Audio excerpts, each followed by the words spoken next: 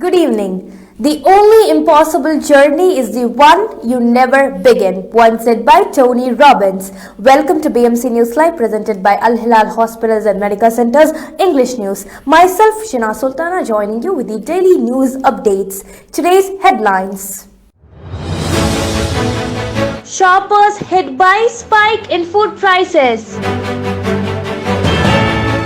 New flats to replace rundown buildings. Violations at workplaces, LMRA reveals. Urgent proposal submitted to introduce ration card for low-income families and pensioners.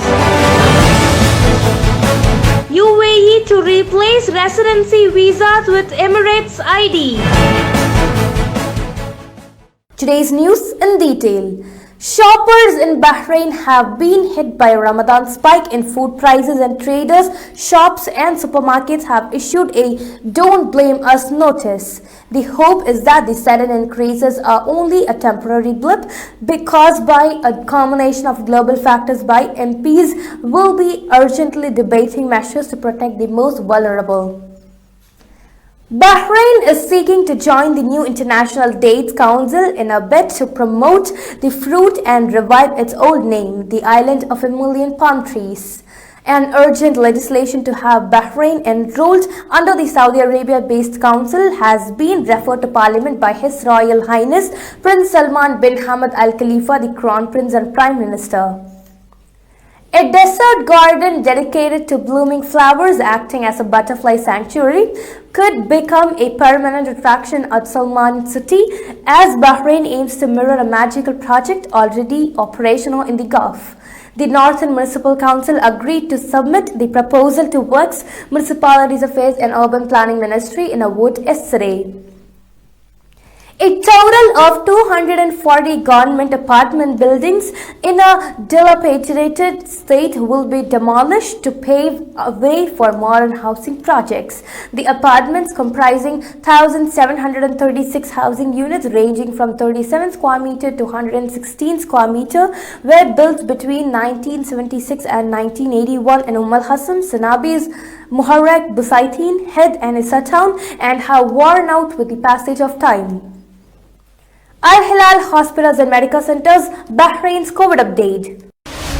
COVID updates brought to you by Al Hilal Hospital and Medical Centers.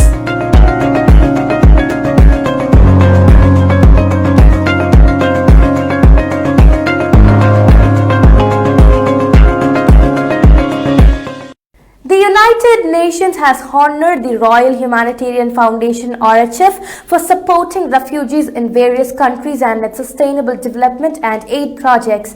RHF's Secretary General Dr. Mustafa Al-Zayed received an honorary shield from UN High Commissioner for Refugees UNHCR Senior Advisor and GCC Representative Khalid Khalifa.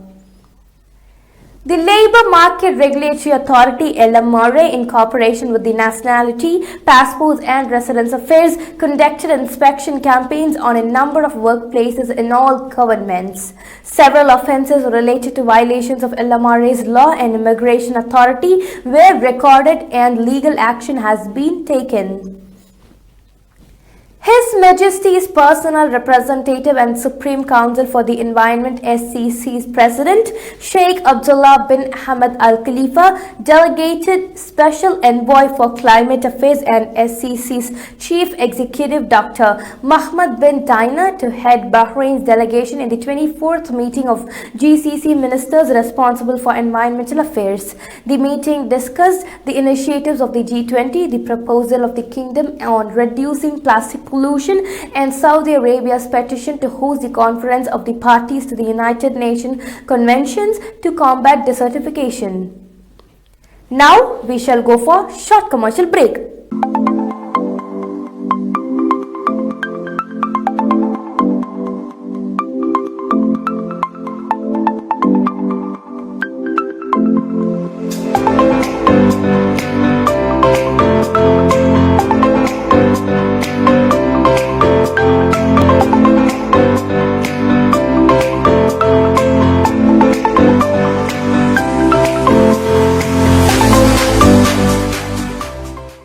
The 16th branch of Megamart and Macromart supermarkets in Bahrain has opened in Sahala. The best offers are available to the customers at affordable rates. Everyone is welcome. During and around the opening day, a variety of fish including salmon, meat and dairy products, roastery, frozen items, food and non-food items, groceries, fruits and vegetables, electronics, garments and ready-to-eat food items are available to the customers at affordable rates. Hearty welcome to all. Megamart and Macromart, your favorite shopping destination. Welcome back. Foreign Minister Dr. Abdul Latif Al-Zayani has commended the humanitarian approach of His Majesty King Hamad in spreading the culture of tolerance, peace and coexistence, as well as the opening dialogue and mutual understanding among all religions, cultures and civilizations. The royal approach also aims at consolidating international solidarity and global partnership as basic pillars for regional and global security and peace and supporting the goals of sustainable development. He added, 6 fire tenders and 19 officers and individuals battled to put out the fire that broke out in an abandoned building in Gudaibiya yesterday, the Civil Defense said in a post on its official Twitter account of the Interior Ministry. An adjacent residential building was also evacuated as a precaution, it added. The cabinet has praised the crucial role played by the BDF to protect the homeland and its high level of combat readiness. In this regard, it also noted that the recent visit of His Majesty King Hamad, the Supreme Commander to the Royal Bahrain Naval Force to inaugurate 5 state-of-the-art new warships. A ration card with a fixed sum of money to cover the cost of essential items could be introduced for low-income families and pensioners if MPs have their way. An urgent proposal by 5 MPs led by Bahrainization Committee Chairman Ibrahim Al-Nafai was submitted yesterday to Parliament Speaker Fawzia Zainal. The city of Al Say is hosting a vast 500-meter-long Ramadan iftar table, which boasts to be one of Saudi Arabia's longest, on Wednesday. The table has been organized by Al Kharj municipality in collaboration with several volunteers and private sector companies. But although it is big, there is no denying that, and while many Muslims will break their fast at it, the table will not break any records. Saudi Arabia's booming film industry has been highlighted in India as Saudi Culture Minister Prince Badr bin Abdullah bin Farhan, Minister of Culture and Film Commission CEO Abdullah Al-Qahtani explored collaborations with the Indian film industry.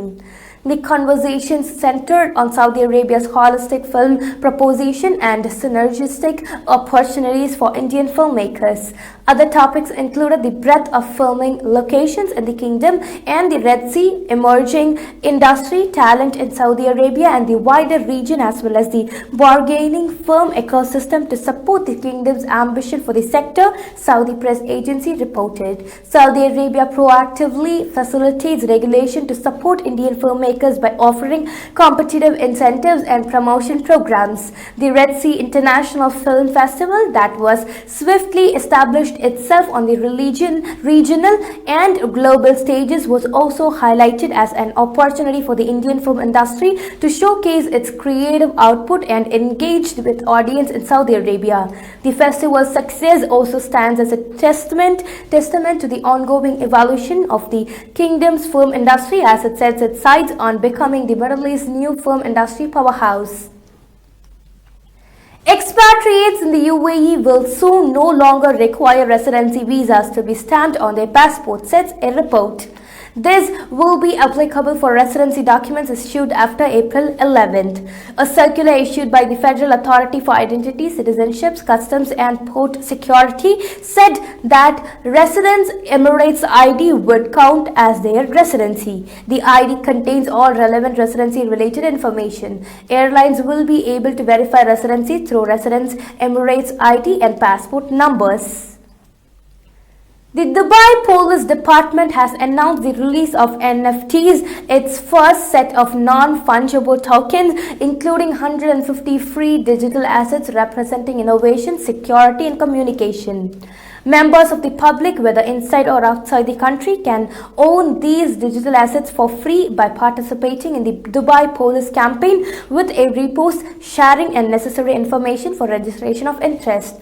All individuals interested must share the announcement of the Dubai Police Value NFT post with their friends and submit a direct message to Dubai Police on their social media platforms with their names, emails and NFT wallet addresses, Dubai Police tweeted. Dubai Police is the first government entity in the UAE create its own digital assets and the first police organization in the world to do so, reported local media.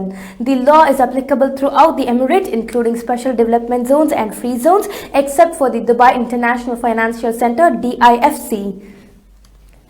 Kuwait revealed that in the last 5 years, 13,000 expats working in the garment sector were terminated. Expats working in various government agencies had reached 79,000. With new rules of Kuwaitization as per 5 years plan coming into force, the expats figures have come down to 66,000, with most of them working in the Ministry of Health and Education.